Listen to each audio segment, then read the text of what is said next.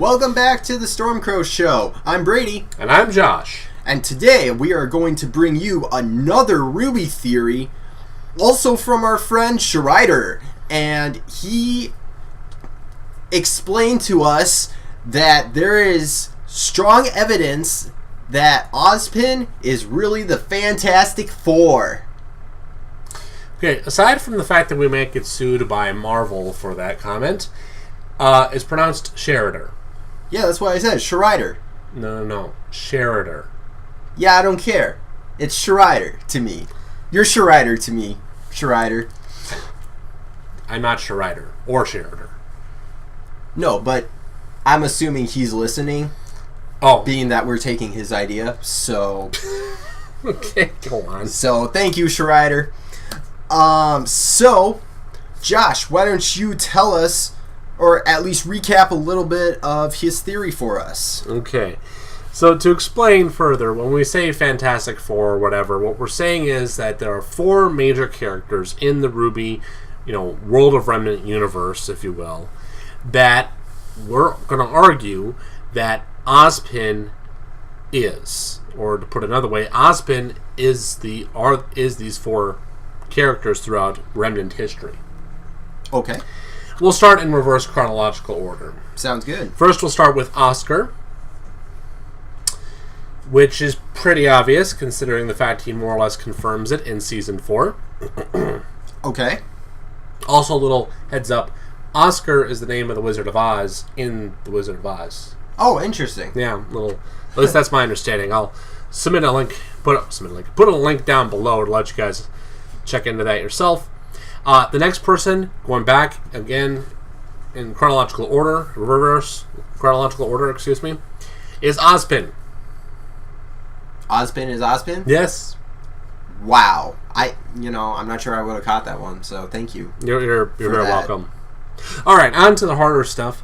For those of you who remember the Great War, or more accurately, remember the discussion about the Great War. I don't think you were alive back then.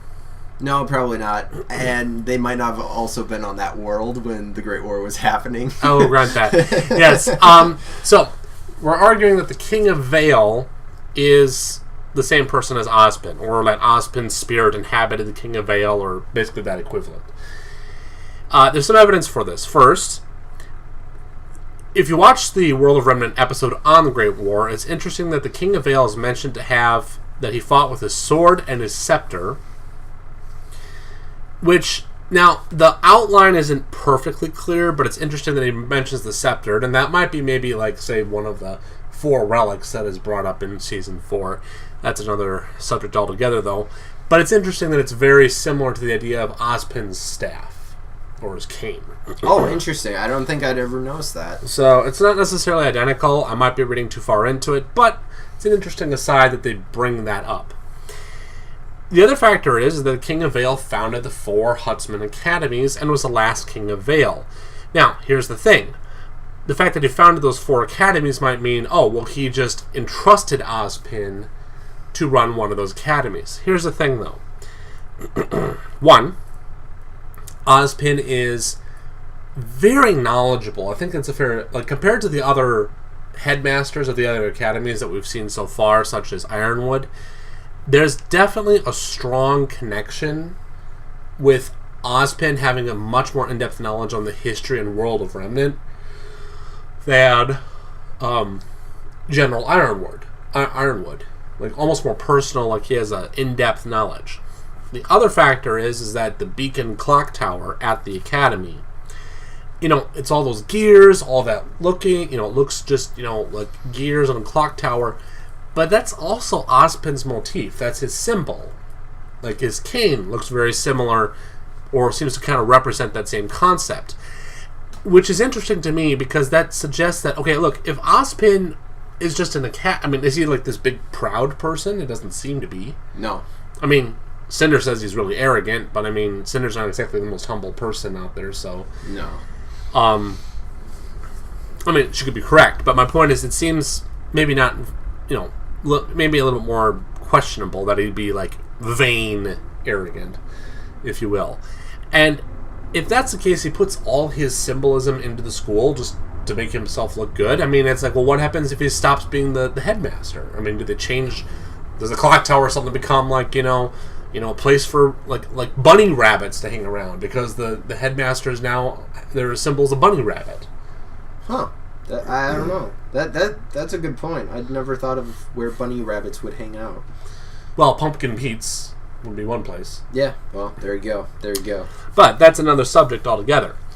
I think that pretty much covers it for it. Oh, sorry, one other note. Ozpin says in season 3, episode 9, I believe, when the Grimm start attacking, that he says to Ironwood, "You brought your army to my kingdom, James. Use it." Or that's basically a paraphrase. But he refers to the Vale as his kingdom. Now, granted, we're Americans. Like you came to my country, or what? This is my country. I mean, it could be that sort of concept. But on the other hand, Ozpin is, he's a headmaster of an academy. He's certainly connected very heavily with Vale, but he's not running Vale. He's tied to it. He answers to the council at Vale, which is how he lost his authority to run the Vital Festival tournament, during that time, because Ironwood kind of undermined his credibility. Mm-hmm. I think that kind of covers it for the King of Vale being Ozpin thing. Sure. Let's go back further. Alright, so the final number 4 that Ozpin was at one point in time is the wizard that gave the magical powers to the 4 maidens that caused the seasons. So they caused it?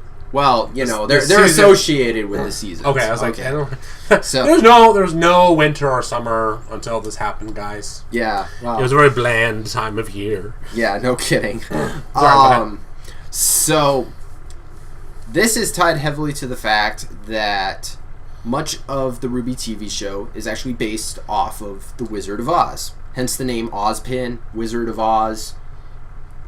Well, not based off it, but there's a lot of references to it. Sure. Yeah. So that's a big part of it is the fact that Ozpin, you could argue that he is the wizard. Mm-hmm. Second, in the world of Remnant, where they discuss the 4 maidens, unlike in the TV show, they really make an emphasis that he is a wizard. Oh. As opposed to just an old man who was reclusive by nature. Okay. So, number 3 is the fact that Ozpin, he has a ton of knowledge, and a lot of this knowledge really seems to be going beyond the idea of just having basic semblances, but delving more into the idea that there is real magic. And Ozpin seems to know so much more about this. I mean, he's transferring his soul. True. He was a key part in trying to transfer Pyrrha's soul, or transfer the Fall Maiden's semblance to Pyrrha. Right. In season 3. So, and then he also has one of the most broken abilities of probably just about everybody in the show, which is he can apparently turn back time, which, if you have that kind of ability, there's not a lot you're going to be afraid of or unable to do if you can turn back time. So this all seems to point to the fact that maybe he's more than just a huntsman, in terms of maybe he's more like a wizard. Yeah, it makes sense. I mean, he had in-depth knowledge. So again, this proof, I mean, there's not a lot of proof to go with this, but we thought it was an interesting theory that we wanted to talk about. Well, the evidence is there. I mean, yeah, there's a lot of stuff, I mean, that they don't talk a lot about with Ozpin, that they just always kind of hint at, too. For sure. Yeah. Anyways, tell us what you guys thought in the comments below. So thank you so much for watching. Please like and share. Josh, anything else? Yeah, just keep on watching, be nice to each other, and yeah, thank you for watching. This is Josh, and that was Brady, and this is the Storm Crow Show.